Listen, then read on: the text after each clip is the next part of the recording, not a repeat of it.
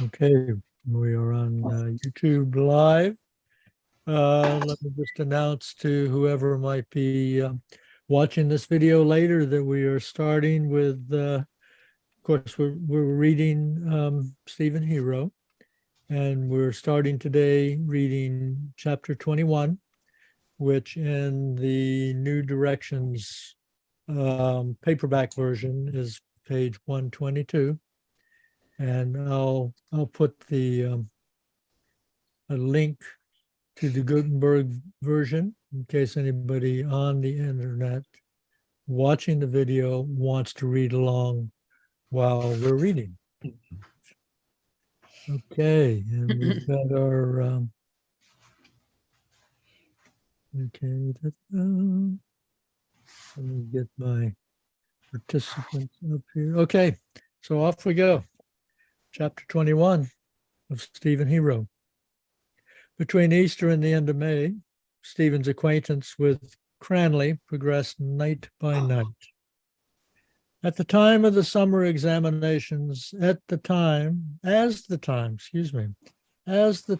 of the summer examinations was approaching, Maurice and Stephen were both supposed to be hard at work. Maurice retired to his room carefully every evening after tea time, and Stephen repaired to the library where he was supposed to be engaged in serious work. As a matter of fact, he read little or nothing in the library. He talked with Cranley by the hour, either at a table, or if removed by the librarian, or by the indignant glances of students standing at the top of the staircase. At 10 o'clock, when the library closed, the two returned together through the central streets, exchanging banalities with the other students. It would seem at first rather strange and improbable that these two young men should have anything in common beyond an incurable desire for leisure. Stephen had begun to regard himself seriously as a literary artist. He professed scorn for the rabblement and contempt for authority. Cranley's chosen companions represented the rabblement in a stage of partial fermentation, when it is midway between vat and flagon, and Cranley seems to have pleased himself in the spectacle of this caricature of his own unreadiness. Anyhow, towards rabblement and authority alike, he behaved with submissive deference. And Stephen would have been disposed to regard this too mature demeanor as a real sign of interior corruption, had he not daily evidenced that Cranley was willing to endanger his own fair name as a member of the sodality and as a general lay servant of the church by association with one who was known to be contaminated. Next, please. Cranley, however, might have wished the fathers to suppose that he went with the rebellious young artist with the secret purpose of leading him back again to good ways. And as if from a secret appreciation of his own fitness for such a task, he always enlarged and interpreted the doctrines of the church side by side with Stephen's theories. Thus confronted, it was a trick of the pleader for orthodoxy to suggest a possible reconciliation between neighbors and to suggest even further that the church would not be over hasty in condemning vagaries of architecture or even the use of pagan emblems and flourishes, so long as her ground rent was paid quarterly in advance. These accommodating business terms, which would have seemed of suspicious piety to more simple souls, were not likely to startle two young men who were fond of tracing even moral phenomena back to the region of their primal selves. The moral doctrine of Catholicism, so cunningly lined and interwoven with a studious alloy of conscience, was capable, under the management of a nimble spirit, of performing feats of extension and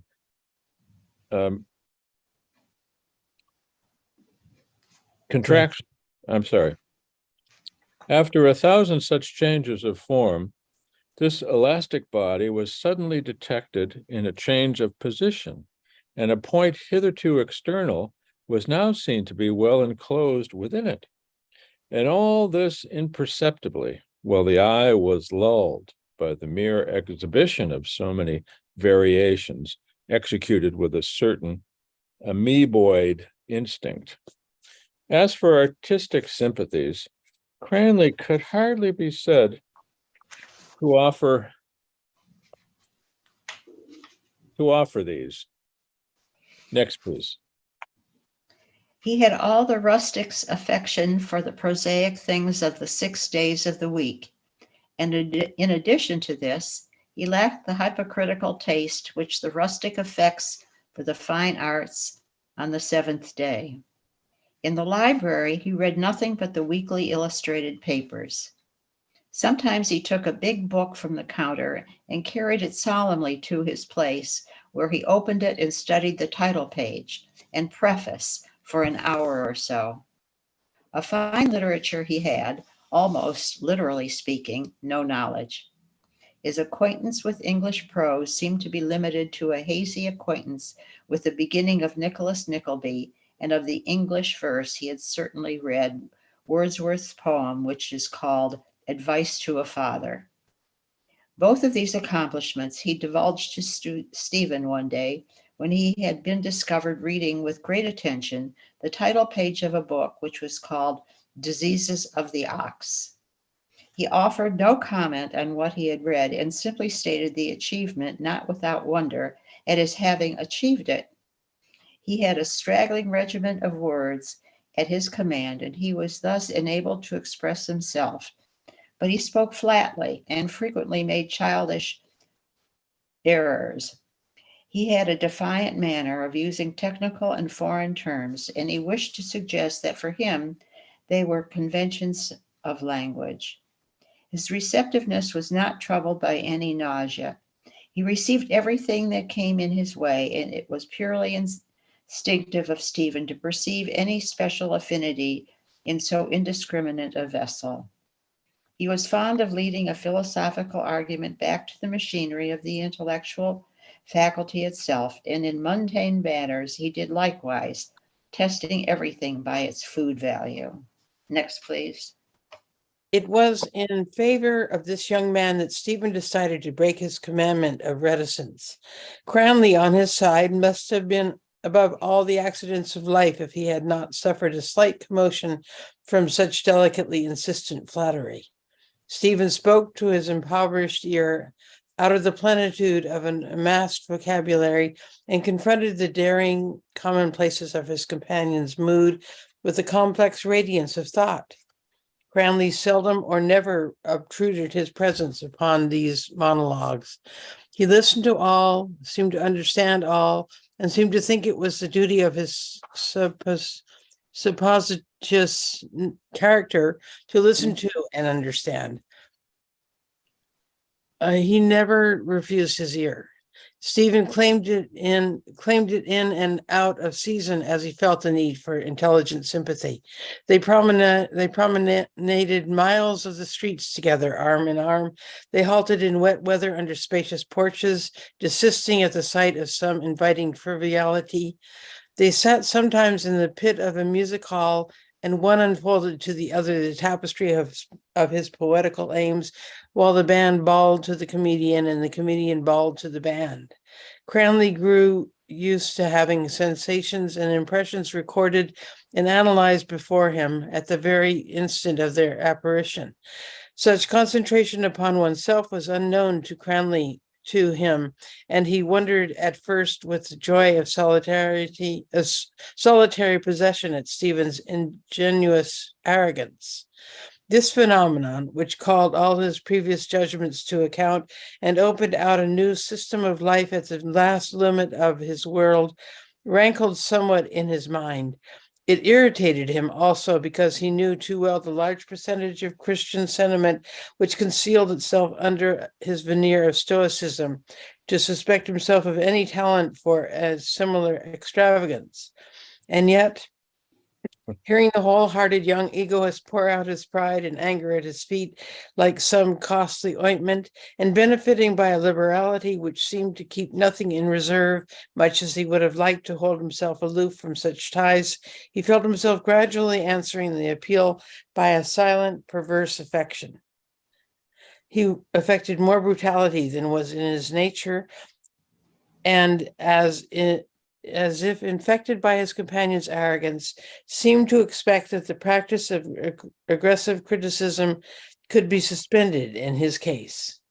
Joe.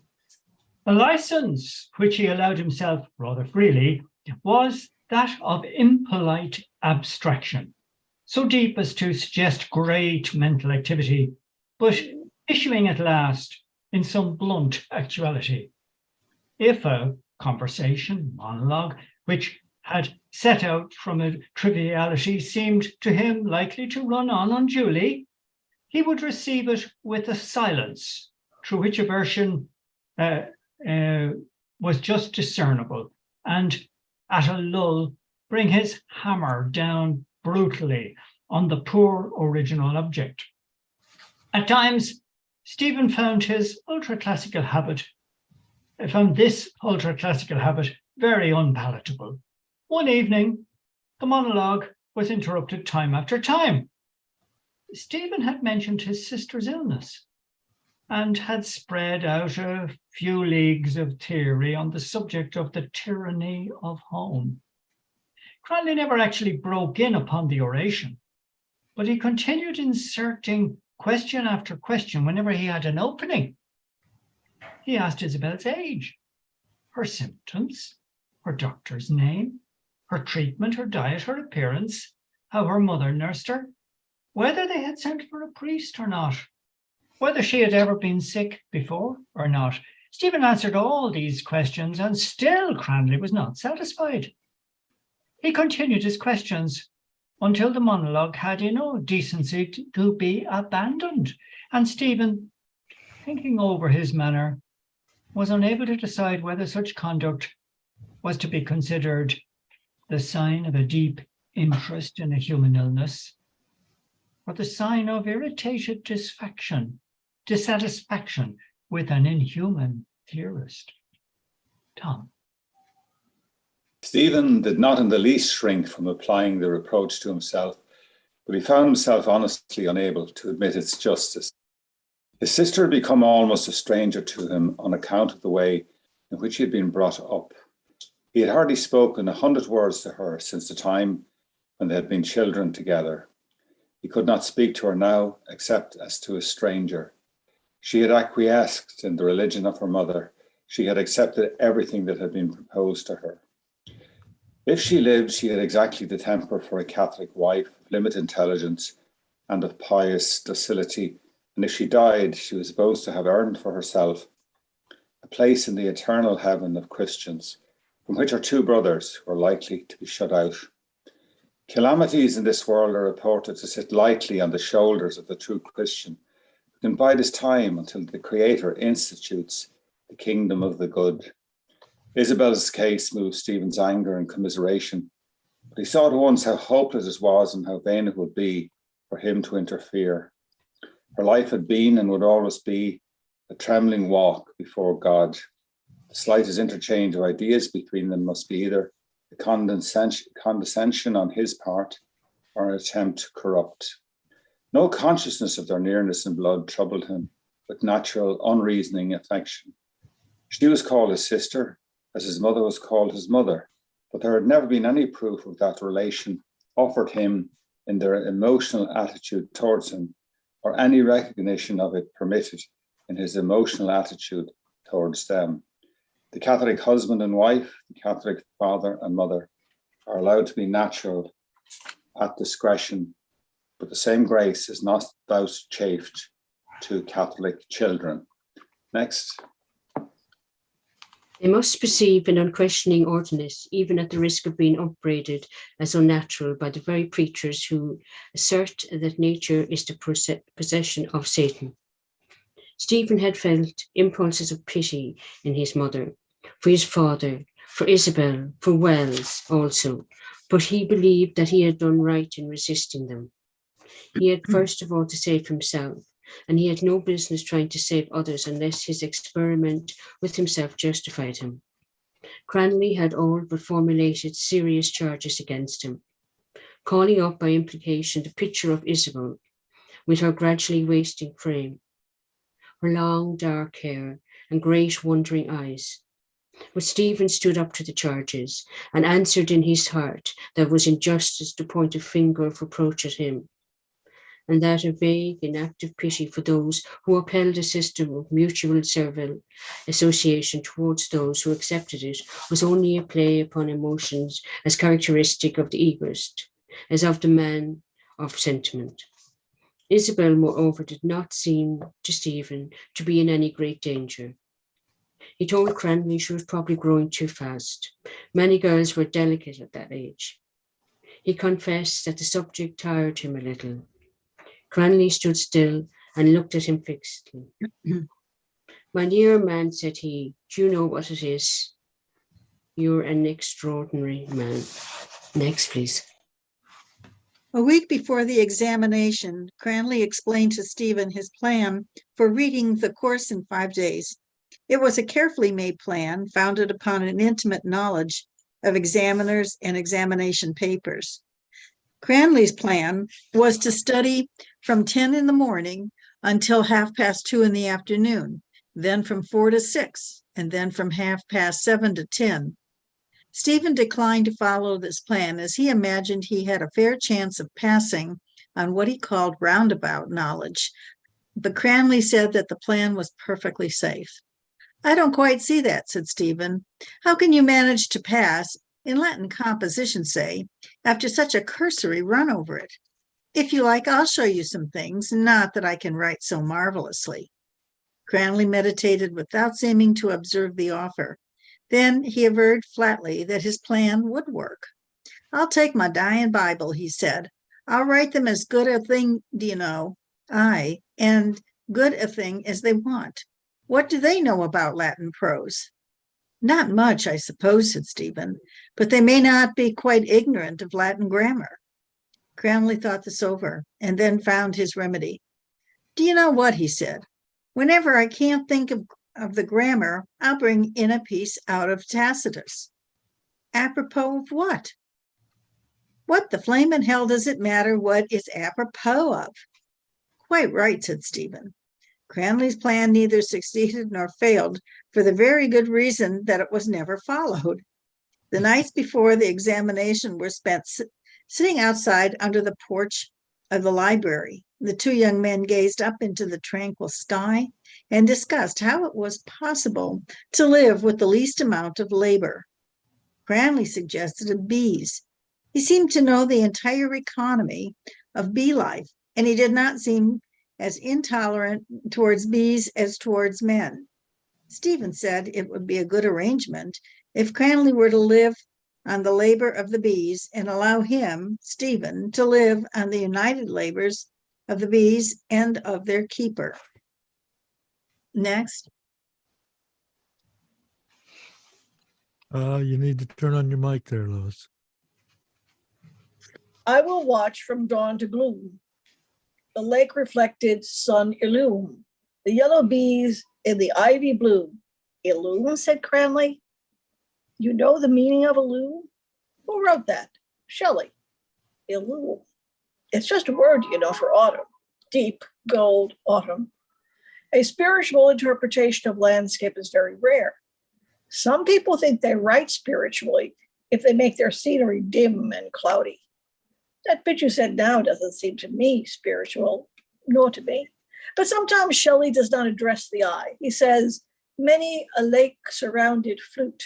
Does that strike your eye or your sense of color? Shelley has a face that reminds me of a bird. What is it? The lake-surrounded sun illume. The lake reflected sun illume. The yellow bees in ivy bloom. What are you quoting? Asked Lynn, who had just come out of the library after several hours of study. Cranley surveyed him before answering. Shelley. Oh, Shelley. What was that quotation again? Cranley nodded towards Stephen. What was the quotation? Asked Lynn. Shelley is an old flame of mine.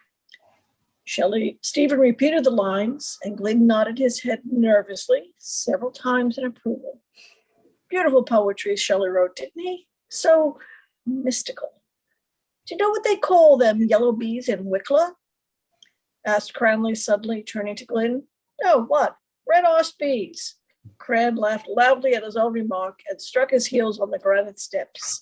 Glynn, conscious of a false position, began to fumble with his umbrella and to search for one of his stock witticisms.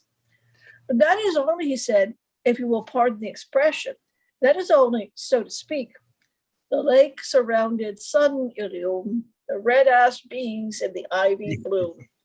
It's every bit as good bloody poetry as Shelley, said Cranley to Glynn. What do you think? It seems to me undeniable, said Glynn, driving his unsteady umbrella before him as an emphasis, that the bees are in the bloom of what we may say that it is distinctly so. The examination lasted 5 days. After the first 2 days, Cranley did not even go through the form of entering the examination hall. But after each paper, he was to be seen outside the university, going over all the questions carefully with his more diligent friends. He said that the papers were very easy, that anyone could pass them on a fair knowledge. He did not ask Stephen any particular questions, but said merely, I suppose you're through. I expect so, said Stephen. Next. McCann usually came to meet the students who had been under examination. He came partly because he considered it was part of his duty to show an interest in all that concerned the college, and partly because one of Mr. Daniel's daughters was under examination. Stephen, who did not care very much whether he succeeded or failed in the examination, was much more amused observing the jealousies and nervous anxieties which tried to conceal themselves under airs of carelessness. Students who had studied hard all the year pretended to be in the same case as idlers, and idle and diligent both appeared to submit to the examination with great unwillingness. Those who were rivals did not speak to each other, being afraid to trust their eyes. But one questioned wandering acquaintances privily about the other's success. The excitement was so genuine that even the excitement of sex failed to overcome it. The girl students were not the subject of the usual sniggers and jokes, but were regarded with some aversion as sly enemies. Some of the young men eased their enmity and vindicated their superiority at the same time by saying that it was no wonder the women would do well, seeing as they could study 10 hours a day all the year round.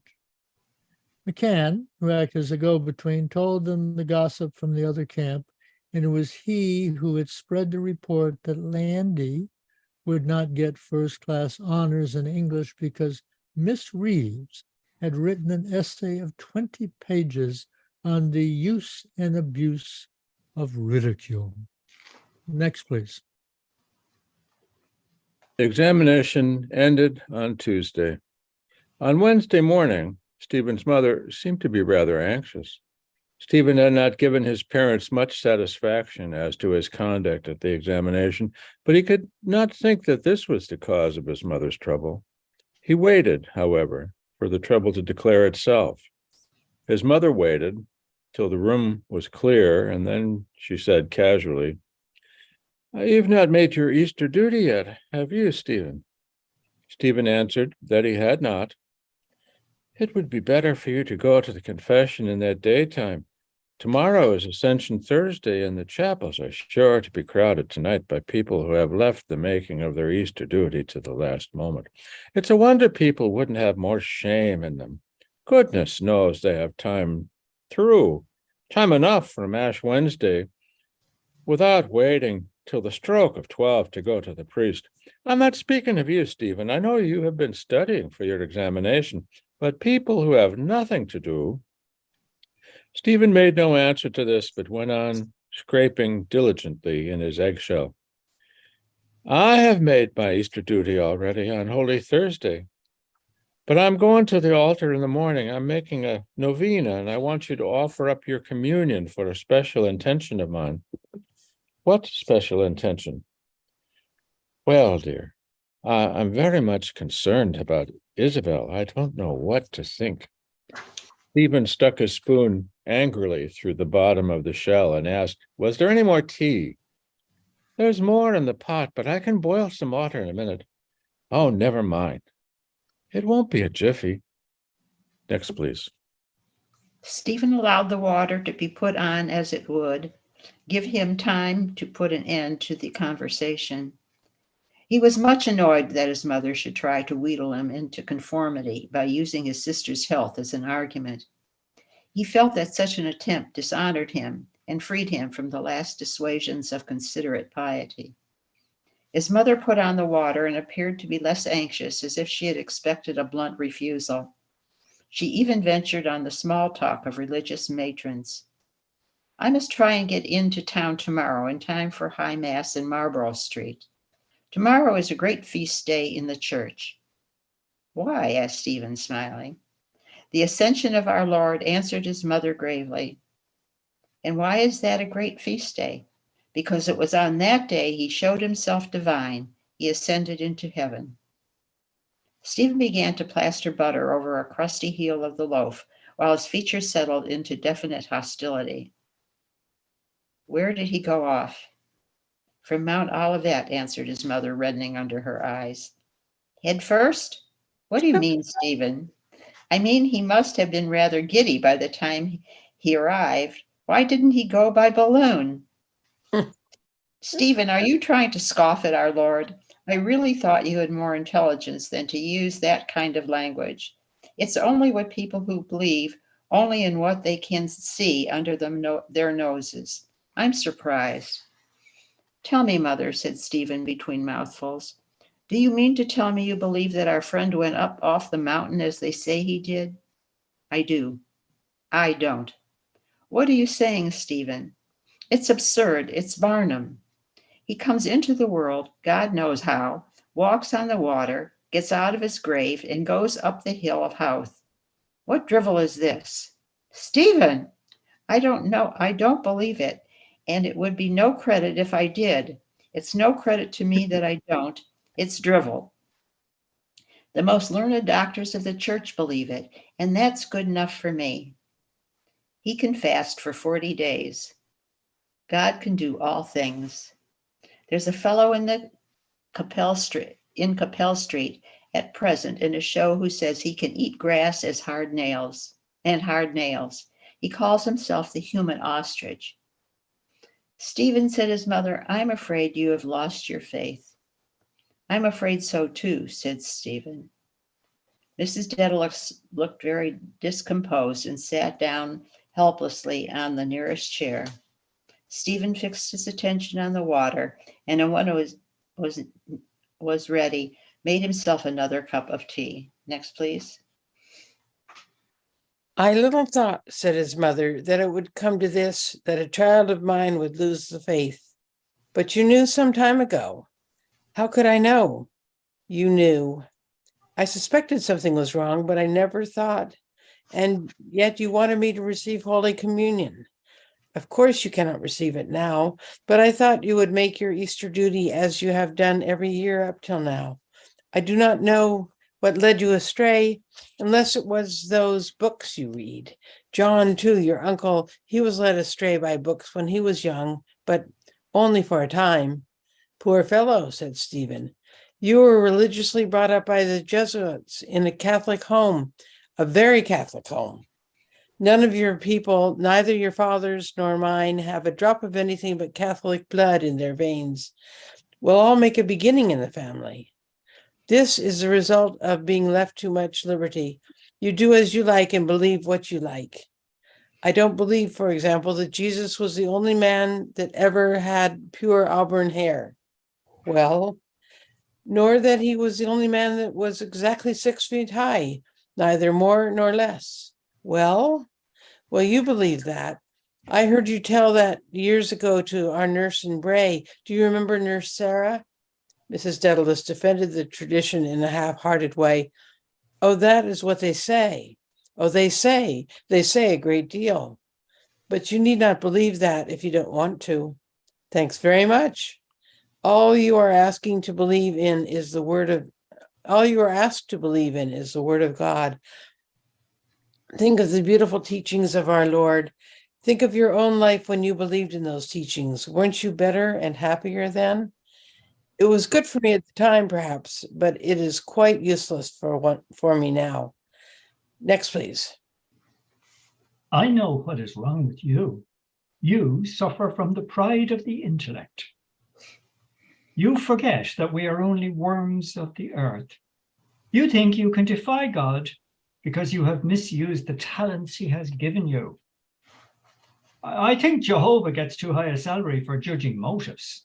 I want to retire him on the plea of old age. Mrs. Dedalus stood up.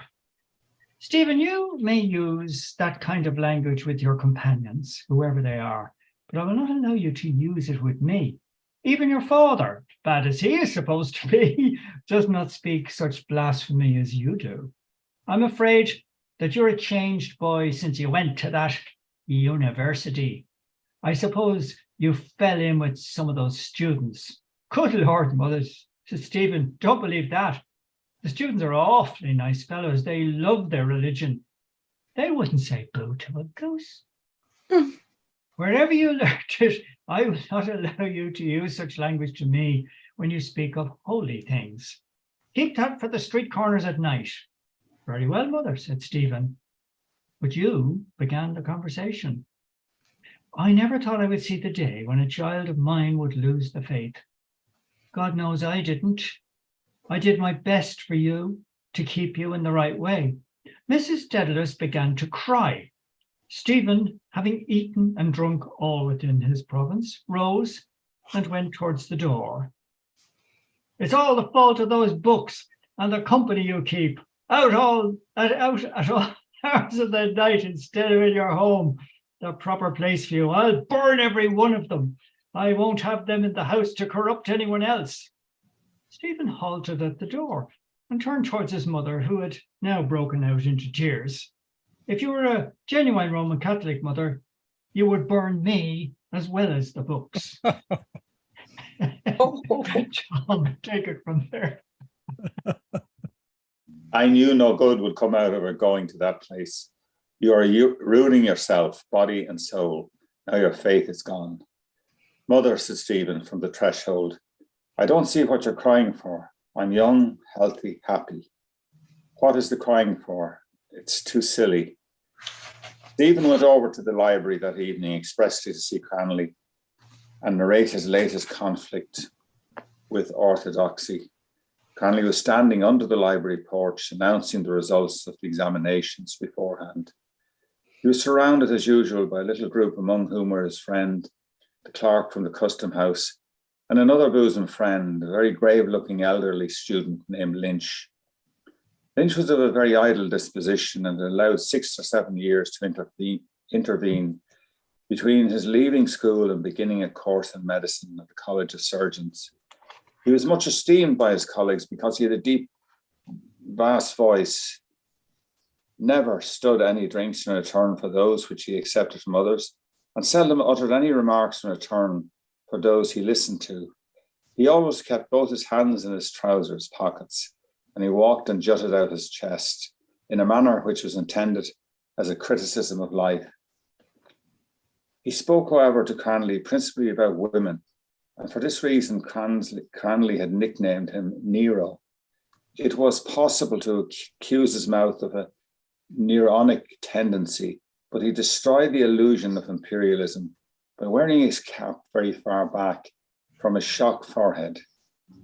He had unbounded contempt for medical students and their ways, and if he had not absorbed so much Dublin into his mind, he would have been a lover of the fine arts. He was, in fact, very interested in the art of singing. He used this interest to attempt an intimacy with Stephen, and his gravity covering a shamefaced idealism. He had already begun to feel, through Cranley, the influence of Stephen's vivifying disorderliness.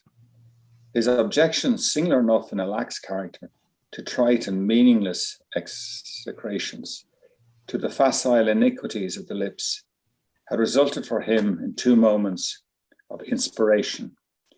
He execrated in yellow in protest against the sanguine adjective of uncertain etymology, and to describe the hymeneal tract, he had one invariable term. He called it oracle, and all within the frontiers he called oracular. Next. The term was considered distinguished in his circle, and he was careful never to explain the process which had discovered it. Stephen stood on one of the steps of the porch, but Cranley did not honour him with any kind of welcome. Stephen inserted a few phrases into the conversation, but his presence was still unhonoured by Cranley. He was not in the least daunted by this reception, much as he was puzzled by it, and waited quietly for his opportunity. Once he addressed Cranley directly, but got no answer. His mind began to ruminate upon this, and at last his ruminations expressed themselves in a prolonged smile. While he was enjoying his smile, he saw that Lynch was observing him. Lynch came down from the group and said, "Good evening." He then took a packet of Woodbine cigarettes from his side pocket and offered one to Stephen, saying, 5 a penny. Stephen, who knew that Lynch was a very poor young man, accepted the cigarette appreciatively. They smoked in silence for some minutes, and at length the group under the porch fell silent also. "Have you a copy of your essay?" says Lynch. "Do you want it?" "I'd like to read it. I'll bring it to you tomorrow night," said Stephen, going up the steps. He went up to Cranley, who was leaning against a pillar and gazing straight before him, and touched him lightly on the shoulder. "I want to speak to you," he said. Cranley turned slowly round and looked at him, and then he asked, "Now?" "Yes." They walked together up along Kildare Street without speaking, and when they came to the green, Cranley said, "I'm going home on Saturday. Will you come as far as Harcourt Station? I want to see the hour the train goes at." "All right." In the station, Cranley spent a great deal of time reading the timetables and making abstruse calculations. Then he went up to the platform and watched for a long time the shunting of the engine of a goods train onto a passenger train.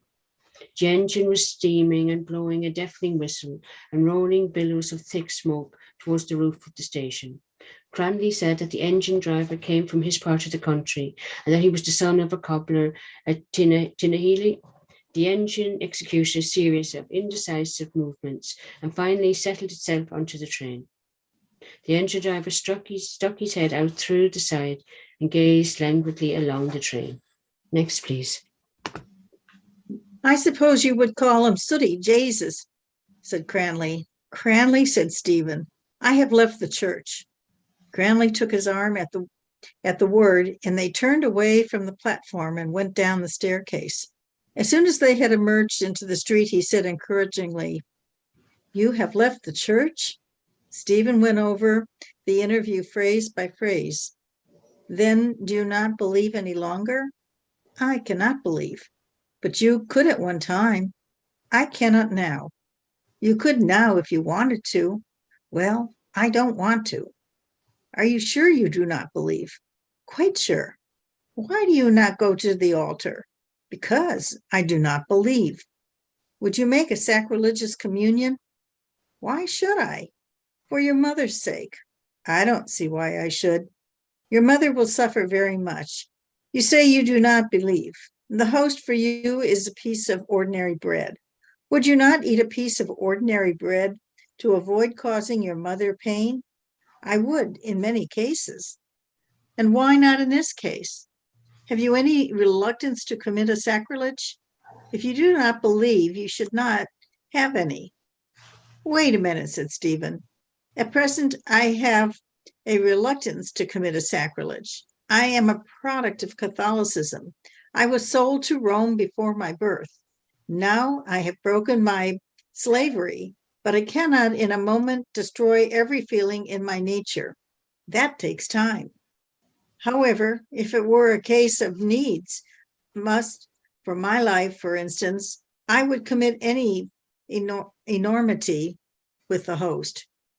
Many Catholics would do the same, said Cranley, if their lives were at stake. Believers? Ah, believers. So by your own showing, you are a believer. It is not from fear that I refrain from committing a sacrilege. Why then? I see no reason for committing a sacrilege. But you have always made your Easter duty. Why do you change? The thing for you is mockery, mummery. If I must mum it, is an act of submission, a public act of submission to the church. I will not submit to the church. Even so far as to mum, it is mumming with an intention. The outward show is nothing, but it means a good deal. Again, you are speaking like a Catholic. The host is nothing in outward show, a piece of bread. I admit, but all the same, I insist on disobeying the church. I will not submit any longer. But could you not be more diplomatic? Could you not rebel in your heart and yet conform out of contempt? You could be a rebel in spirit. Next. That cannot be done for long by anyone who is sensitive. The church knows the value of her services. Her priest must hypnotize himself every morning before the tabernacle. If I get up every morning, go to the looking glass and say to myself, you are the Son of God, at the end of 12 months, I will want disciples. If you go make your religion pay, like Christianity, I would advise you to get up every morning and go to the looking glass. That would be good for my vicars on earth, but I would find crucifixion a personal inconvenience. But here in Ireland, by following your new religion of unbelief, you may be crucifying yourself like Jesus, only socially, not physically. There is this difference. Jesus was good-humored over it. I will die hard. How can you propose such a future to yourself and yet be afraid to trust yourself to form even the simplest mumming in a church, said Cranley. That is my business, said Stephen, tapping at his forehead. When they had come to the green, they crossed the streets and began to walk around the enclosure inside the chains. A few mechanics and their sweethearts were sitting on the swinging chains, turning the shadows to account. The footpath was deserted except for the metallic image of a distant policeman who had been posted well in the gaslight as an admonition. When the two young men passed the college, they both looked up at the same moment towards the dark windows. May I ask you why you left the church? Asked Cranley. I could not observe the precepts. Not even with grace. No. Jesus gives very simple precepts. The church is severe. Jesus or the church, it's all the same to me. I can't follow it. I must have liberty to do as I please. No man can do as he pleases. Morally. No, not morally either. You want me, said Stephen, to toe the line with those sycophants and hypocrites in the college. I will never do so. No, I mentioned Jesus. Don't mention him. I have made it a common noun. They don't believe in it. They don't observe his precepts. In any case, let us leave Jesus aside. My sight will only carry me so far as his lieutenant in Rome. It is quite useless. I will not be frightened into paying tribute in money or in thought. You told me. Do you remember the evening we were standing at the top of the staircase talking about?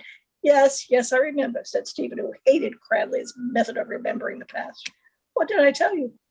You told me the idea you had of Jesus on Good Friday, an ugly, misshapen Jesus.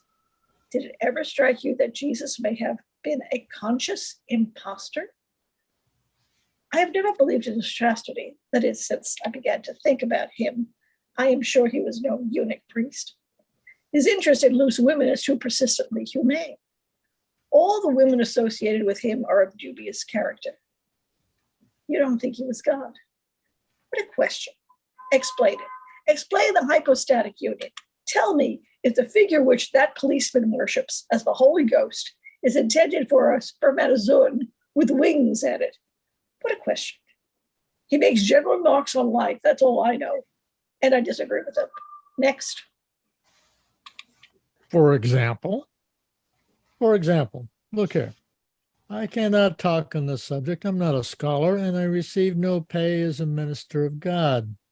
I want to live. Do you understand? McCann wants air and food.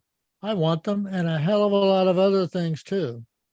I don't care whether I'm right or wrong.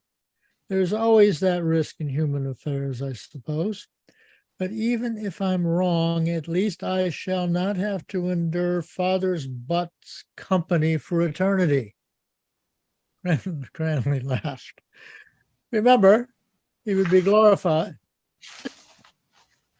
Heaven for climate, isn't that it? And hell for society? The whole affair is too damn idiotic. Give it up. I'm very young. When I have a beard to my middle, I will study Hebrew and then write to you about it. Why are you so impatient with the Jesuits? Asked Cranley. Stephen did not answer. And when they arrived at the next region of light, Cranley explained, "Your face is red." "I feel it," said Stephen. "Most people think you're self-restrained," said Cranley after a pause. "So I am," said Stephen. "Not on this subject. Why do you get so excited? I can't understand it. It's a thing for you to find out." I can think out things when I like. I've thought this affair out very carefully, though you may not believe me when I tell you, but my escape excites me. I must talk as I do. I feel a flame in my face. I feel a wind rush through me. "Like a mighty wind rushing," said Cranley. "You urge me to postpone life. Till when? Life is now. This is life. If I postpone it, I may never live. To walk nobly on the surface of the earth, to express oneself without pretense, to acknowledge one's own humanity. You mustn't think I rhapsodize. I'm quite serious. I speak from my soul." "Soul?" "Yes, from my soul, my spiritual nature. Life is not a yawn. Philosophy, love, art will not disappear from my world because I no longer believe that by entertaining an emotion of desire for a tenth of a second, I prepare myself for an eternity of torture. I'm happy." Next, please.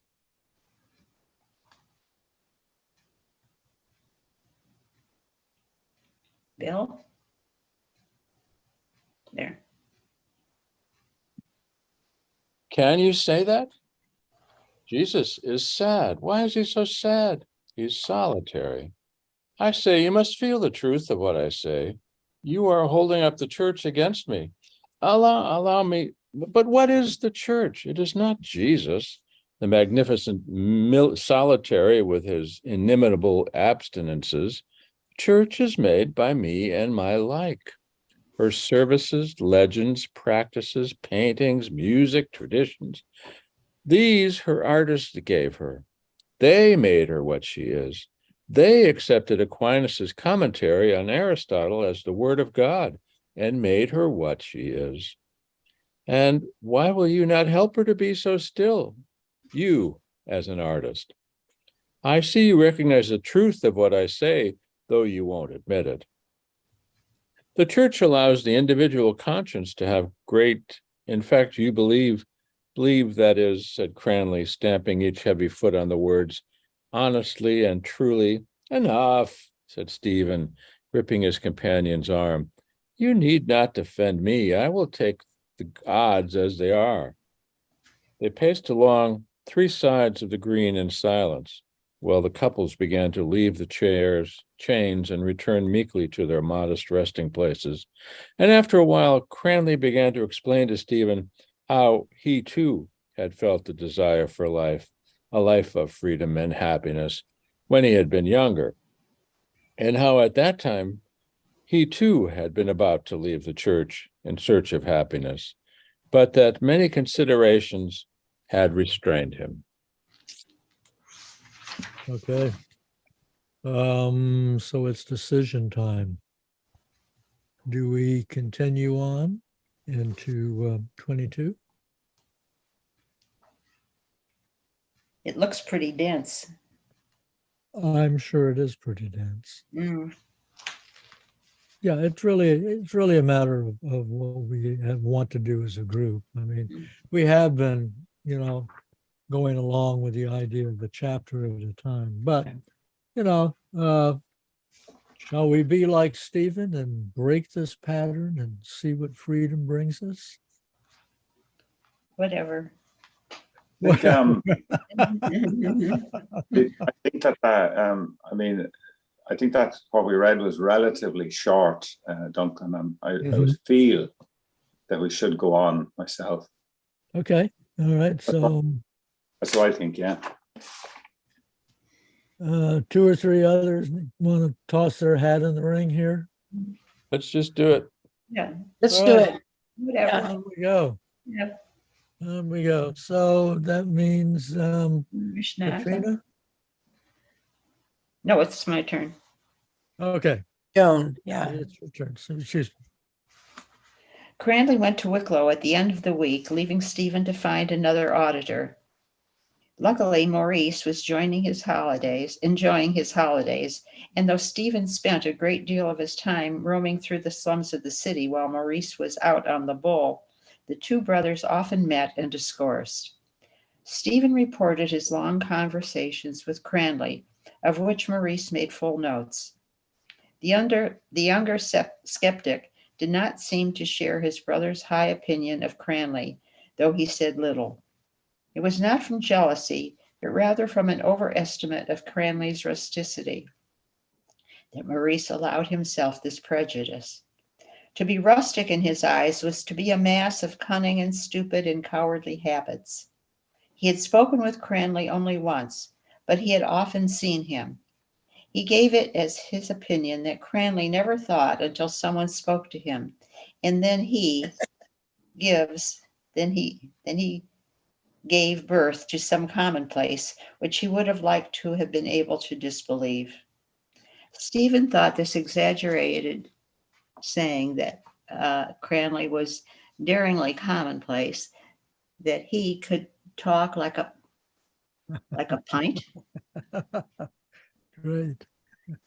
He could talk like a pint, and that it was possible to credit him with a certain perverse genius. Cranley's undue skepticism and his heavy feet moved Maurice to hit the rustic in him with a name. He called him Thomas Square Toes. That's what's his name? SquarePants on television. SpongeBob SquarePants. SpongeBob. And he would not even admit that Cranley, he had to a certain extent the grand manner. Cranley, in his opinion, went to Wicklow because it was necessary for him to play the god to an audience. He will grow to dislike you and the shrewd young heathen when you begin to play the god to someone else. Next, please.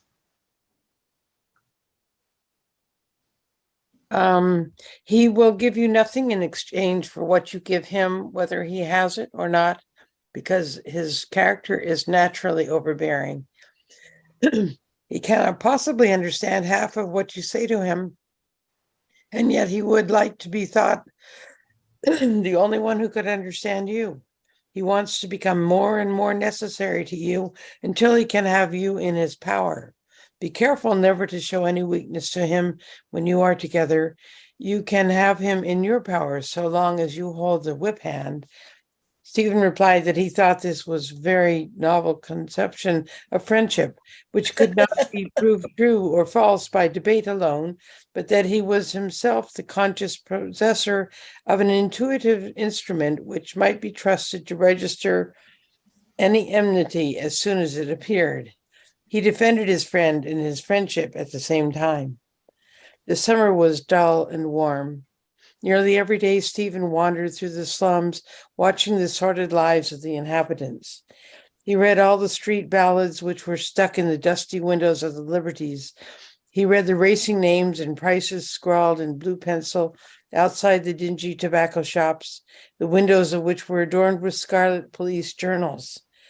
He examined all the bookstalls which offered old directories and volumes of sermons and unheard of treatises at the rate of a penny each or 3 for 2pence.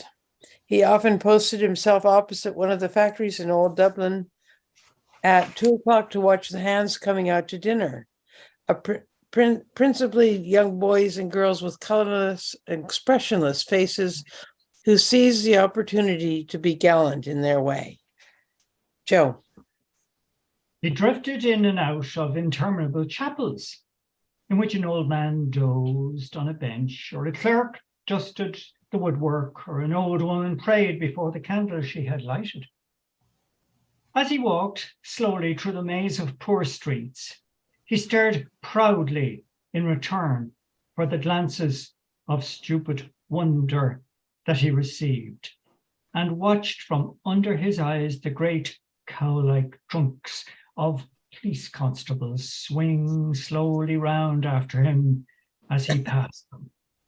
These wanderings filled him with deep-seated anger, and whenever he encountered a burly, black-vested priest taking a stroll of pleasant inspection through these warrens full of swarming and cringing believers, he cursed the farce of Irish Catholicism, an island whereof the inhabitants of which entrust their wills and minds to others, that they may ensure for themselves a life of spiritual paralysis, an island in which all the power and riches are in the keeping of those whose kingdom is not of this world, an island in which Caesar confesses Christ and Christ confesses Caesar, that together they may wax fat upon a starveling rabblement, which is bidden, ironically, to take to itself this consolation in hardship: the kingdom of God is within you.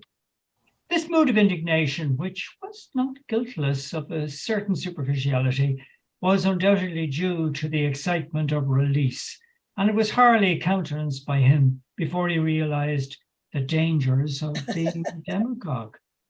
The attitude which was constitutional with him was a silent, self-occupied, contemptuous manner, and his intelligence, moreover, persuaded him that the tomahawk, as an effective instrument of warfare, had become obsolete. He acknowledged to himself, in honest egoism, that he could not take to heart the distress of a nation, the soul of which was antipathetic to his own, so bitterly as the indignity of a bad line of verse. But at the same time, he was nothing in the world so little as an amateur artist. He wished to express his nature freely and fully for the benefit of a society which he would enrich, and also for his own benefit, seeing that it was part of his life to do so. It was not part of his life to undertake an extensive alteration of society, but he felt the need to express himself such an urgent need, such a real need, that he was determined no conventions of a society, however plausibly mingling pity with its tyranny, should be allowed to stand in his way. And though a taste for elegance and detail unfitted him for the part of demagogue, from his general attitude he might have been supposed, not unjustly, an ally of the collectivist politicians, who are often very seriously upbraided by opponents who believe in Jehovah's and decalogues and judgments, with sacrificing the reality to an abstraction. That kind of Christianity, which is called Catholicism, seemed to him to stand in his way, and forthwith he removed it. He had been brought up in the belief of the Roman supremacy, and to cease to be a Catholic for him meant to cease to be a Christian. The idea that the power of an empire is weakest at its borders requires some modification for everyone. For everyone knows that the Pope cannot govern Italy as he governs Ireland, nor is the Tsar as terrible an engine to the tradesmen of St. Petersburg. as he is to the little Russian of the steppes. In fact, in many cases, the government of an empire is strongest at its borders, and is invariably strongest there in the case when its power at the centre is on the wane. The waves of the rise and fall of empires do not travel with the rapidity of waves of light, and it will be perhaps a considerable time before Ireland will be able to understand the papacy is no longer going through a period of annibalism. Bands of pilgrims who are shepherded safely across the continent by their Irish pastors must shame the jaded reactionaries of the internal city by their stupefied intensity of worship, in much the same way as the staring provincial newly arrived from Spain or Africa may have piqued the loyalty of some smiling Roman for whom his past had but the future of his race was becoming uncertain, as its past had already become obvious.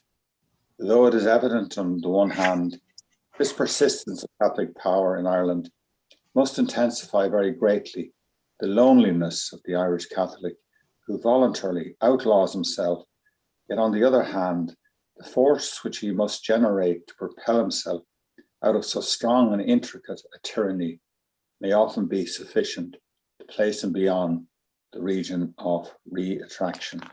Next.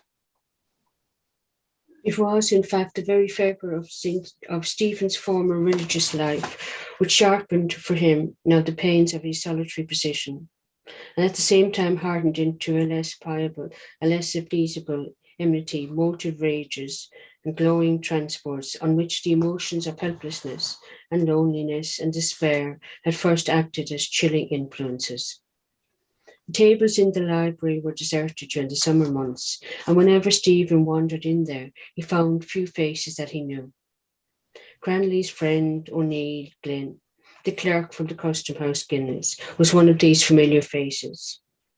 He was very busy all the summer reading philosophical handbooks. Stephen had the misfortune to be captured one night by O'Neill brackets Glynn, who at once attempted a conversation on the modern school of Irish writers, a subject of which Stephen knew nothing, and he had to listen to an inconstant stream of literary opinions. These opinions were not very interesting. Stephen, for instance, grew rather weary of Glynn telling him what beautiful poetry Byron and Shelley and Wordsworth and Coleridge and Keats and Tennyson wrote, and of hearing that Ruskin and Newman and Carlyle and Macaulay were the greatest modern English prose stylists. At last, when Glynn was about to begin an account of a literary paper which his sister had read to the Girls' Debating Society in Loretto Convent, Stephen thought he was justified in putting a closure on the conversation. Somewhat in Cranley's manner, by asking Glynn very pointedly could he manage to get him a pass to see the brewery. The request was made in such a tone of subdued, thirsty curiosity that Glynn was too discouraged to continue his literary criticism and promised to do his best to get the pass. Another reader in the library who seemed to wish to be very friendly with Stephen was a young student named Moynihan, who had been elected auditor of the Literary and Historical Society for the following year. Next, please. He had to read his inaugural address in November, and he had chosen as his subject modern unbelief in modern democracy. He was an extremely tall, ugly young man with a wide mouth, which gave the idea that it was under his chin until his face was seen at close quarters. Eyes of an overwashed olive green color set viciously close together, and large, rigid ears standing far apart. He took a most agitated interest in the success of his paper, as he was going to be a solicitor, and he relied on this inaugural address to make his name known. He had not yet developed the astuteness of the legal mind, inasmuch as he imagined that Stephen shared his agitated interest concerning the inaugural address. Stephen came upon him one night while he was busily making up his subject.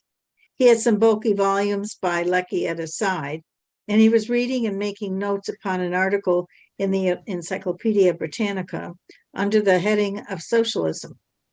He desisted from his labors when he saw Stephen and began to explain the preparations which the committee were making. He showed the letters which had been received from various public men who had been written by the committee to know if they would speak. He showed the patterns of the cards of invitation which they had decided to have printed, and he showed a copy of the notice which was to be sent to all the papers. Stephen, who did not know Moynihan very well, was surprised at all these confidences. Moynihan said he was sure Stephen would be the auditor who would be elected after him, and added how much he had admired the style of Stephen's paper. After this, he began to discuss his own and Stephen's prospects for the degree. He said German was more useful than Italian, though of course Italian was more beautiful as a language, and that he had always studied it for that reason. When Stephen rose to go, Moynihan said he might as well go too and put up his books. He came along Nassau Street to catch his tram for Palmerston Park, and on the way, the night being wet and the streets black and glistening with rain, he united himself still more intimately with his successor designate by little ejaculations and glances in the wake of a hospital nurse who wore brown stockings and pink petticoats. Next. Stephen was not at all displeased by the spectacle which he had been quietly observing for a long time before Moynihan had caught sight of it. But Moynihan's desirous ejaculations reminded him of the clicking of a typewriting machine. Moynihan, who by this time was on famous terms with him, said he would like to know Italian on account of Boccaccio and the other Italian writers. He told Stephen that if he wanted to read something smutty, the Decameron took the biscuit for smut. I wish I was like you, he said. It must be 10 times as bad in the original. I can't tell you that now because here's my train. But it takes a biscuit for downright, well, tourloo. Mr. Dalis had not an acute sense of the rights of private property. He paid rent very rarely. To demand money for eatables seemed to him just, but to expect people to pay for shelter, the exorbitant sums which are demanded annually by house owners in Dublin, seemed to him unjust. He had now been a year in his house in Clontarf, and for that year he had paid a quarter's rent. The writ which had been first served on him had contained a legal flaw, and this fact enabled him to prolong his term of occupancy. Yet now matters were drawing to a head, and he was scouring the city for another house.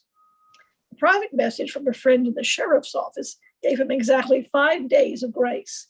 And every morning he brushed his silk hat very diligently, polished his eyeglass, and went forth humming derisively to offer himself as bait to landlords. The hall door was often banged loudly on these occasions as the only possible close of an altercation. The results of the examination had awarded Stephen a mere pass. His father told him very confidently that he had better look out for some kind of DOS, because in a week's time they would all be out on the street. The funds in the house were very low, for new furniture had fetched very little after its transport piecemeal to a pawn office. Tradesmen who had seen it depart had begun a game of knocking and ringing, which was very often followed by the curious eyes of street urchins.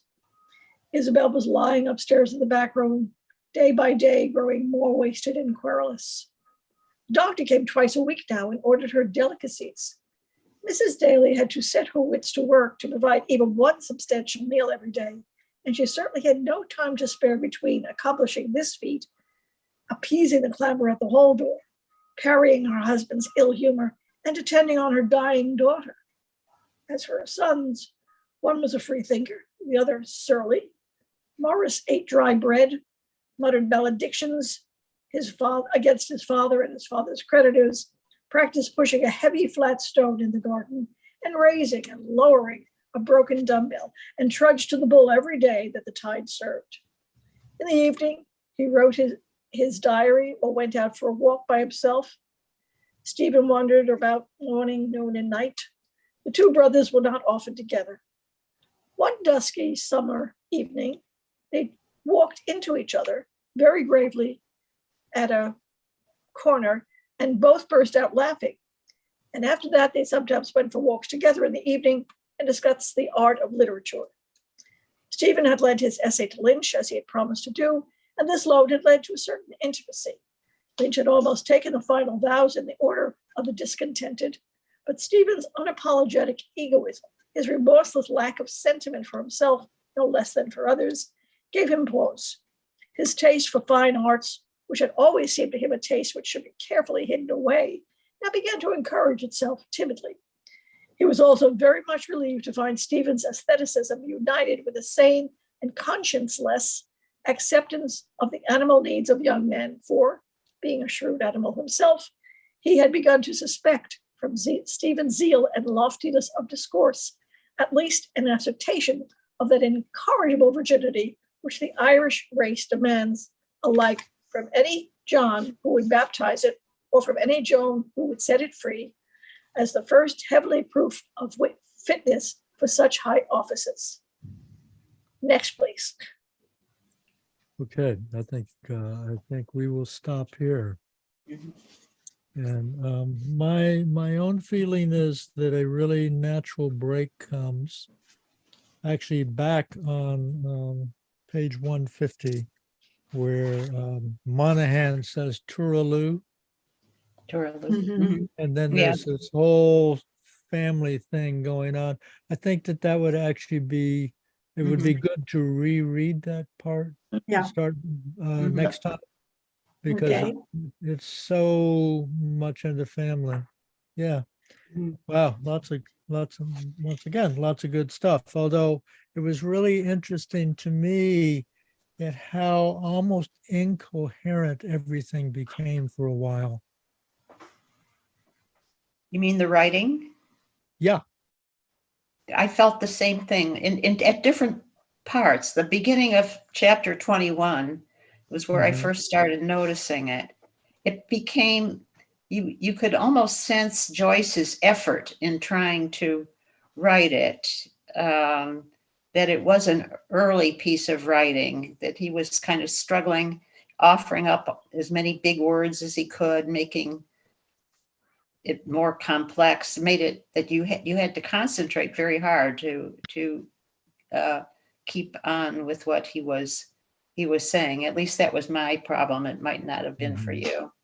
Well, no. It was no, I like a think- precursor of parts of what's the other book we're reading? Ulysses. Portrait, It was like Portrait. a precursor of the way sometimes the prose there goes on, and I really don't know what they're talking about. So this Yes. reminded me very much of that, where a use of big words and big gestures and just doing it for the sake of being big. Yeah, I actually have a little different point of view. That there are parts of this where he just wasn't sure what he was trying to say. And that he did his best, but of course, it could be I'm just misunderstanding a lot of it. But it just seemed to me that he just couldn't be coherent.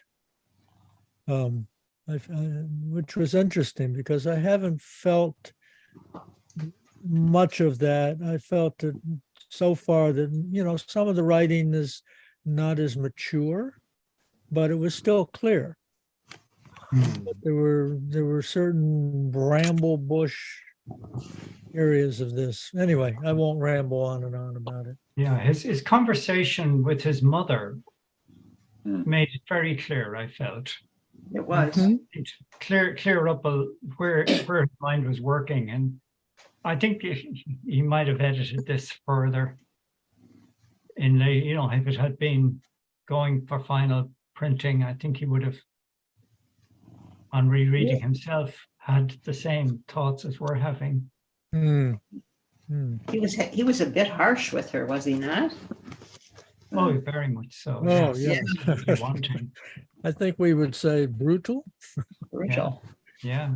He was definitely the the precocious teenage boy in rebellion, and taking every opportunity you know, Yeah. to take it out on everyone who was around him and to, Yeah.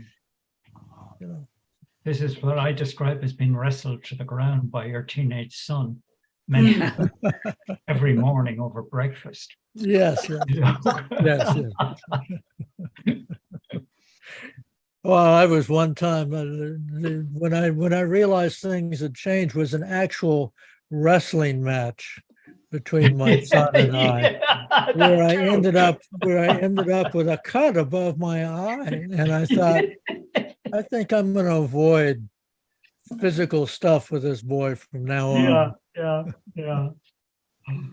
Oh dear. But even so, I found it interesting just that he, as a way that he of writing in which he is trying to work out his thinking. Yeah. You know, it's not what we see in future writings, though the ideas are here, I believe. But Yes. I like that idea that writing doesn't and thinking doesn't come easy. It's a process, and you say something and someone corrects you, and then you think it through, and maybe become more convinced that your thinking is the best for yourself. Mm. Yeah, I think that Cranley, you know, he makes it very clear that Cranley is very needed for this process for him. Oh yeah. Mm. Oh yeah. Well, he's the foil. Do I get the impression Cranley's not going to pass his exams? Yeah. It's got that impression. I don't think he took the exams. Well,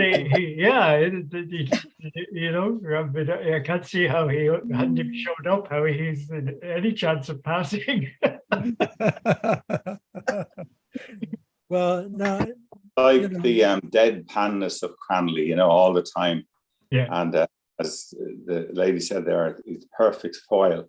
But I'm also in wonder at the way Joyce is able to distill everybody's point of view, including Cranley, his mother, his father, and anybody else comes within his range, that he's absorbed all this and is able to distill the views out on the page.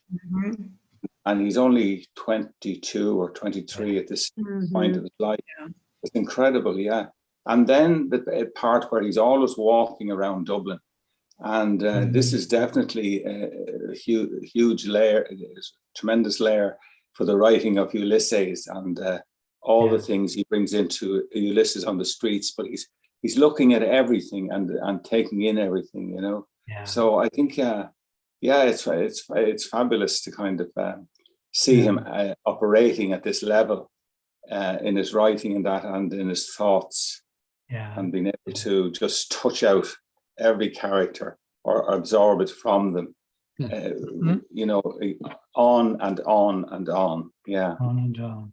Do you know what I loved, Tom, was the description of Harcourt Street Station, the engine of goods train, the steaming and blowing, a deafening whistle, roaring blows. I once traveled with my father, mother, and family on the steam engine from Harcourt Street Station. Oh, and yeah. I would have been about 5 or 6 years of age. And that's exactly what I saw. And soon afterwards, it ceased to be a railway station you could use. And it's still there, but it's only the facade now. But think that he saw that sometime in whenever it was. Yeah. You know, we saw it in the 1890s. And here we are all these years later, and it's still accurate enough to make my back go tingle, you know. Wow. It's the capacity to describe exactly that, the steam and the whistle and rolling towards the roof. It's very hard to, I can't even describe it now, having read it. So it's just that, that capacity for precise, inch-perfect, descriptive stuff is there. You were mentioning Cranley's academic whatever you want to call it, but I'll be 74 and I still have that dream almost every month. There's a dream where I haven't been to class all semester and the test is today. Yeah. What am I going to do? And I'm thinking about, Yeah. oh, they'll take my degree. I won't grad. Oh, Yep. it's so real and vivid and anxious, but Yeah. yeah. Well, loads of people have that dream. I have versions of that, including having done very well in a paper. And, 10 minutes to go, I turn it over and see the other 3 questions. Oh, Oh, no. And that's what they use warn us about. These are all from childhood. Oh, been there. Yeah. Everyone.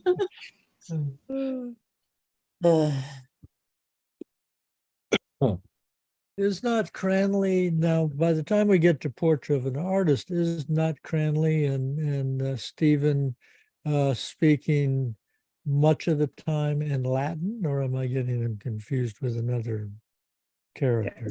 It was the last week's chapter, if I remember correctly, was it not? When they were talking in a lot of Latin, or was it something else I was reading?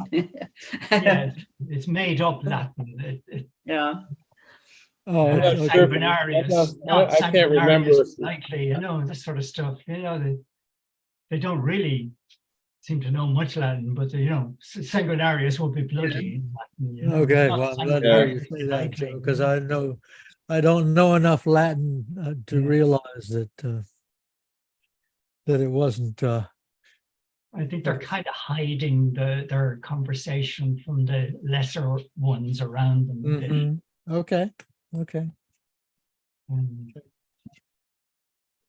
There's a nice phrase there, thirsty curiosity. I like that.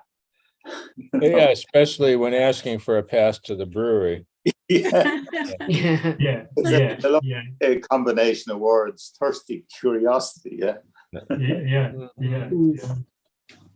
Cranley is John Byrne, isn't he? John Byrne, Yeah. Yes. the guy who Mhm. goes to write the crazy book with the secret code for the United States Navy and all this sort of Mhm. stuff. So what also later on we have the thing where Cranley is talking with Lynch. And I found that to be a very curious thing, because it seemed like while Cranley was talking with Lynch, he was actually ignoring Stephen. Hmm. And it was that's on page 137. Hmm. At the top, Stephen stood on one of the steps of the porch, but Cranley did not honor him with any kind of welcome. Yeah. Yes, yes, And it was kind of unexplained. that's right. And he gets a cigarette, like 5 a penny, the cheapest Yeah. cigarette bar from Lynch. From Lynch, yeah.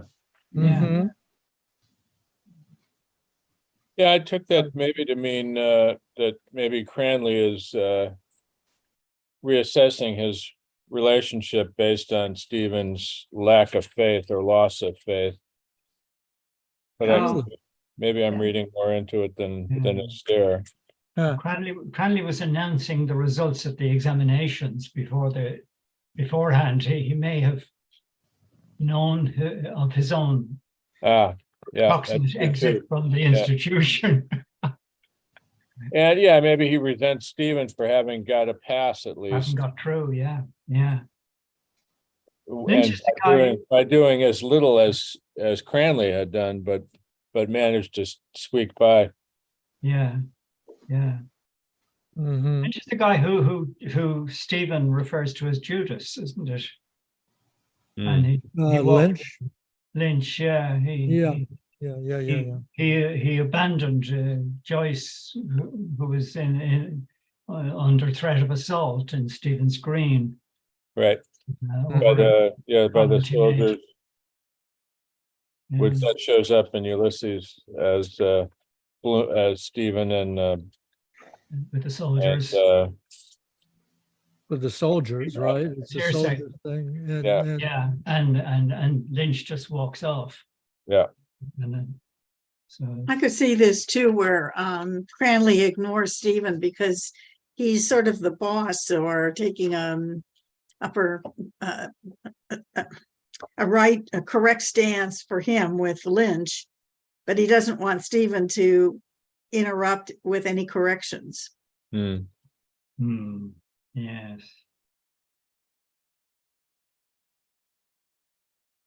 Yeah, it just seems a little odd piece there, which I don't have. I mean, I'm hearing all the various explanations, but Yeah. the best I can go, being kind of a interactive patterns of interaction thing, is for some reason Cranley was paying attention to Lynch, and it's not actually until Lynch is on his way that Cranley turns his attention back to Stephen. Yeah. Mm. Something there, all right. Yeah, and I don't know what it is. Mhm. But I maybe later on Lynch will come back in and Yeah. we'll get another clue as to why things were that way. Yeah. Lynch is older, right? Lynch is 7 is years older. 6 or 7 years older. Oh, yes. And, you know, maybe that has something to do with it, that being older, Lynch has certain, you know, because Cranley's very much into everyday, you know, Cranley's not an intellectual. And he's very much into everydayness. Matter of fact, I'll make a wild assertion here, which is probably wrong, but that actually Cranley is one of the people who teaches Joyce how to interact with the everyday people. Since Cranley seems to be able to get along with everybody, and you're kind of wandering around the city. I mean, his friends are from all kinds of occupations, you know, some with intellectual pretensions, others without. So just a wild guess. Lynch is based on Vincent Cosgrave, is the real name. He was a student at Belvedere College at the same time. He died in 1926 and he was found drowned in the River Thames in London. Also found it quite an interesting interaction where Stephen just can't wait to talk to Cranley about what happened with his mother. Good point. Yeah. Just can't wait. I mean, he literally wants to drag Cranley away so he can talk. Yeah. Well, he does drag Cranley away. Maybe that's the reason Cranley knows what's coming, you know. He doesn't want the mother talk again, you know. Oh God, here comes that deadless. He's Here we go again. Yeah. That was quite a thing, though, where Cranley's trying to convince Stephen of just taking the communion or doing the Easter duty just to make a show of appeasing his mother. And Stephen takes such a strong stand against sacrilege. Yeah, it's because if you don't believe in it, what's the harm, you know? That's Cranley's point. Fine. Yeah. So you're not making all this about. There's no sacrilege if you don't believe in it. It reminded me of the great debate for the Irish Free State, that they had to take the oath of allegiance to the crown. Right. Oh, yeah. Yeah, the Republicans wouldn't acquiesce to the treaty, and eventually, X years later, they decided it was a meaningless form of words. They would just go and say them. It meant nothing. Yeah, right. Well, you know, in a way, it kind of echoes the future political situation. Do you think that Stephen might have been a little bit feeling guilty about how he had spoken with his mother and was looking for Cranley for some support? Well, he wouldn't. No. Support. You don't think so? No, I don't know. I don't think so. No. I think it's. I don't know. I'm not sure that he ever felt guilty. I think he may have felt. I'm certain he was troubled by it. And I know he cared enough about his mother to really not want to hurt her, but that he was compelled by his beliefs to behave the way he did. And so I don't think he felt guilty about it. I think he did. And I don't think he regretted it. I think he just felt bad about it. It's a Actually, good word. didn't Joyce- There. Sorry, Well, the word troubled is a great word to describe it. You know, that Yeah. neither the guilt, but he was definitely, there's something wrong with him if he wasn't troubled by it. Actually, when his mother was dying and he went home, did he not actually refuse? Yeah. She He wanted refused to pray. He on the refused dying to day. pray, but he did sing the song that she wanted him to sing. Yeah. Yeah. But I think a clue is on page 139.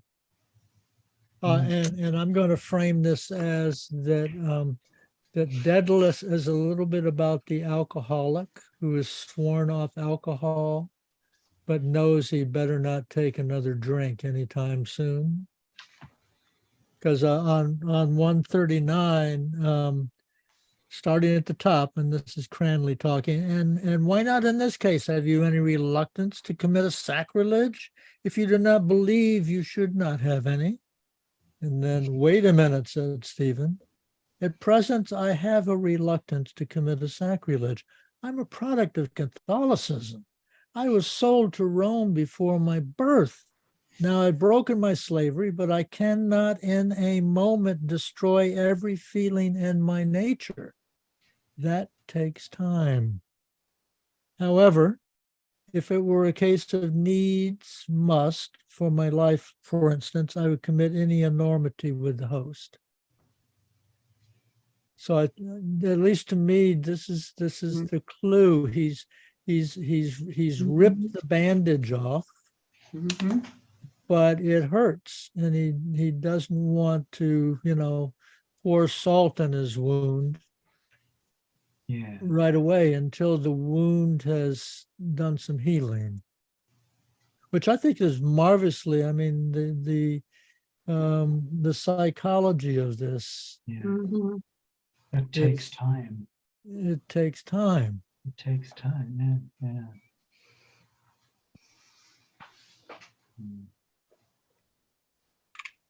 Yeah.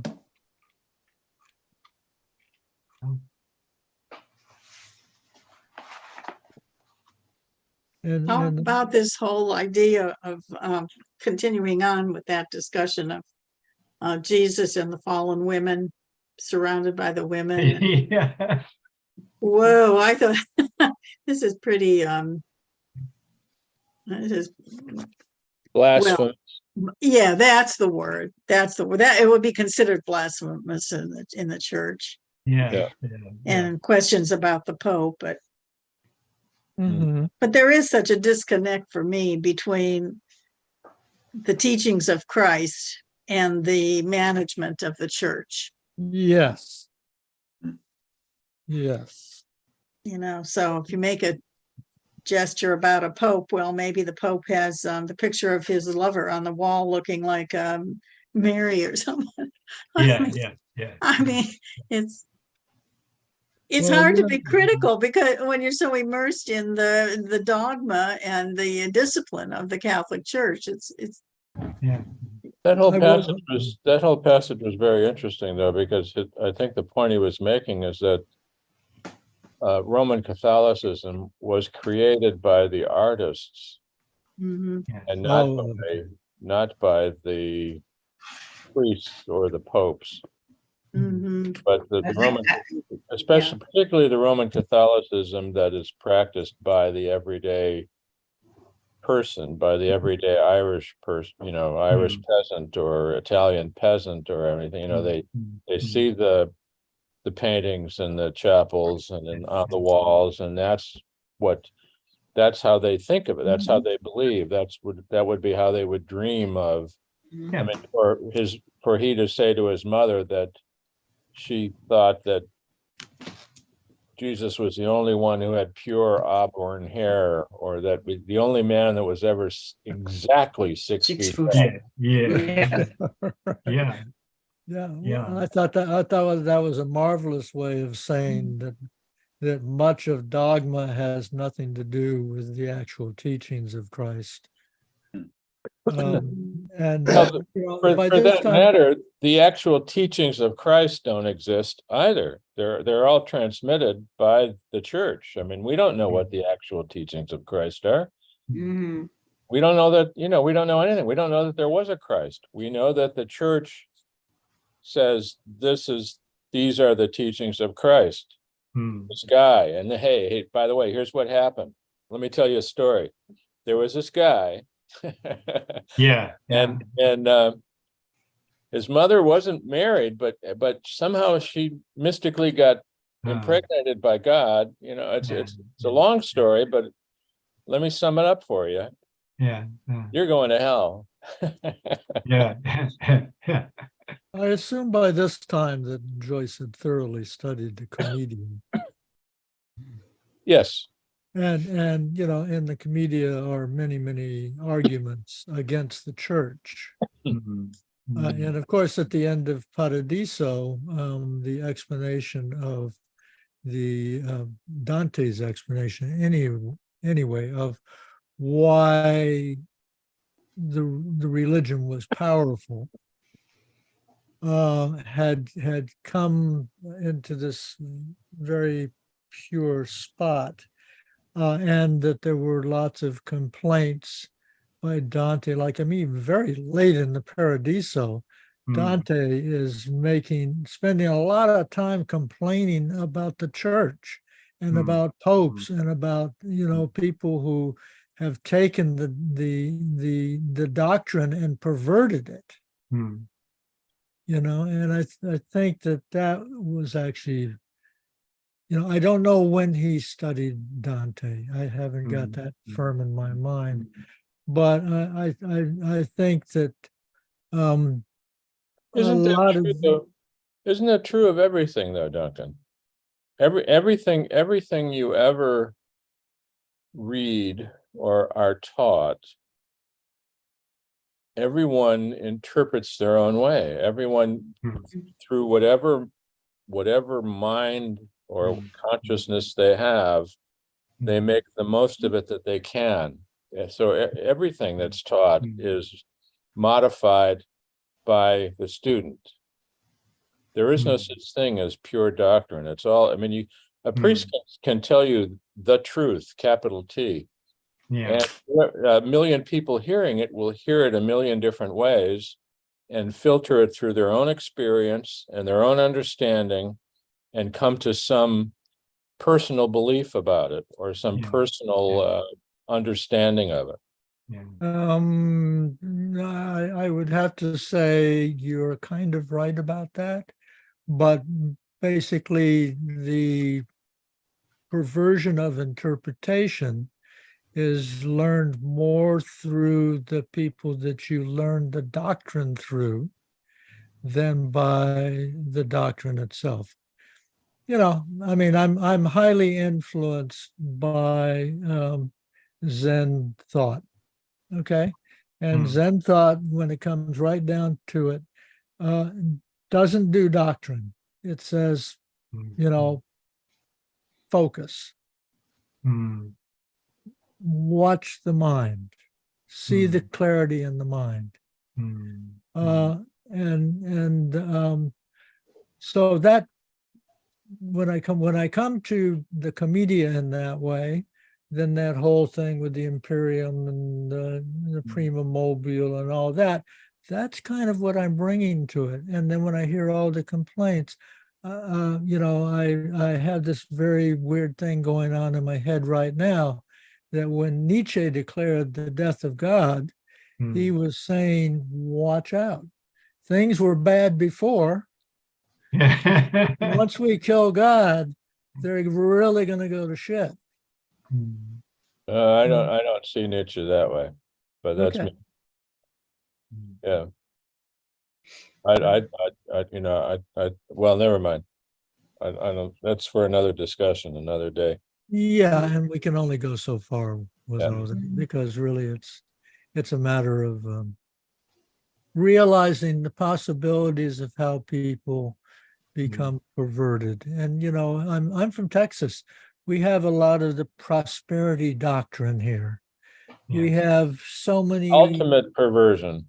ultimate perversion. We have so many incredibly rich people who are also pastors, but they happen to be in the oil business or the insurance business, and they have completely taken the political system and the religious system in Texas, and it's just like, whoa, this is really crazy.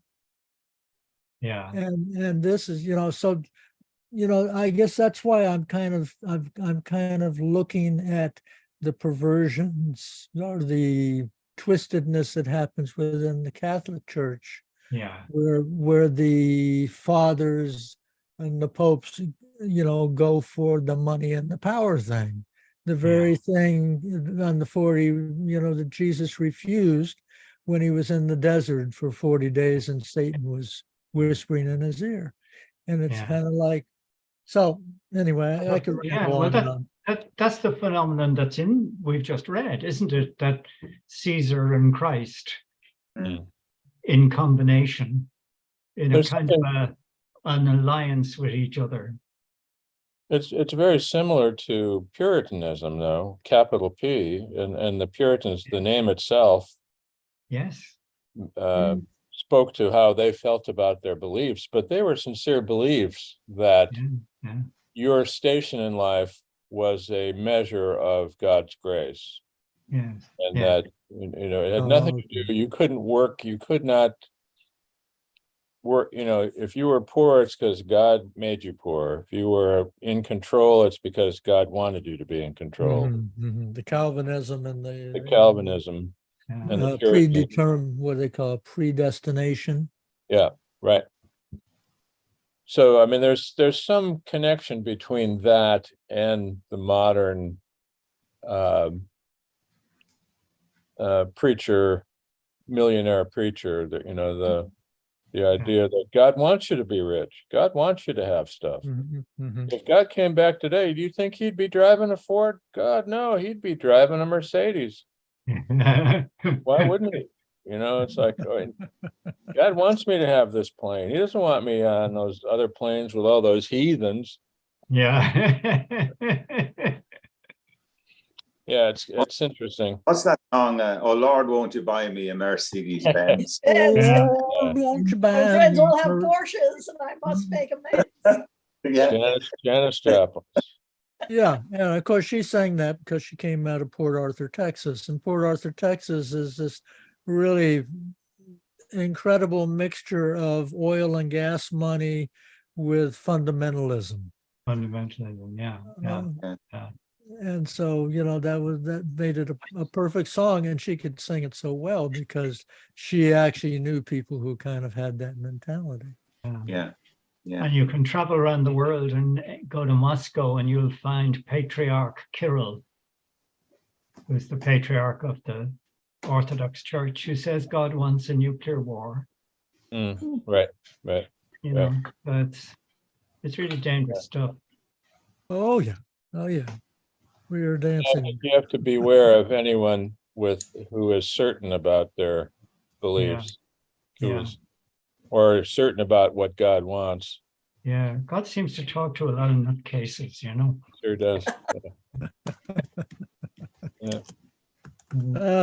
Which leads me to think you are known by the company you keep. So what does that say about God? I think I don't know. Yeah, well, there you go.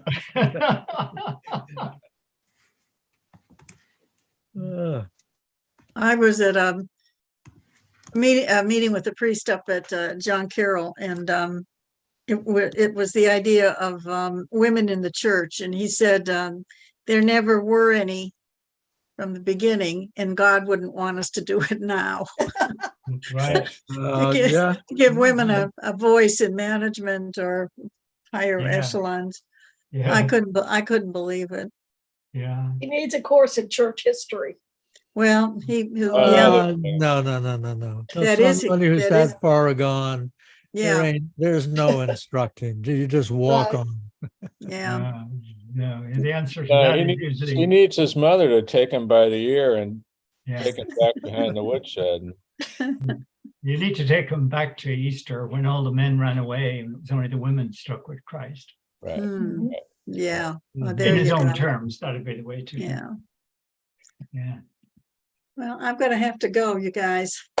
So, Okay. Tom, I- don't go just yet, Tom. I want to hold something up. Look what arrived. Oh, yeah, brilliant. Yeah. Well, thank you yeah. very much. Oh, okay, great. So Trying to get that for okay, Ann, years. thank you very much for coming. If you don't Okay. mind, I want to read just this one thing that I think is so brilliant, since we know that the author of this was writing it about himself, kind of, sort of. And it's on page 125, where Cranley is looking at Stephen. And let's see if I can find it. Irritated him because he knew too well the large percentage of Christian sentiments which concealed itself under his veneer of stoicism to suspect himself of any talent of a similar extravagance. And yet hearing the wholehearted young egoist pour out his pride and anger at his feet like some costly ointment, and benefiting by a liberality which seemed to keep nothing in reserve, much as he would have liked to have held himself aloof from such ties, he felt himself gradually answering the appeal by a silent, perverse affection. He affected more brutality than was in his nature, and as if infected by his companion's arrogance, seemed to expect that the practice of aggressive criticism would be suspended in his case. So, for a person to be able to posit a version of himself and be so critical of it in this manner, once again exhibits Joyce's great talent. Yeah. It's quite phenomenal. Mhm. Okay. And Meisner, Thank you. Okay. Thank you, Everybody- everyone. Thanks, Duncan. See you next we will- time. Thank you. we will Bye, get Duncan. by Thank the you. river Bye, Tom. next Monday. Touraloo.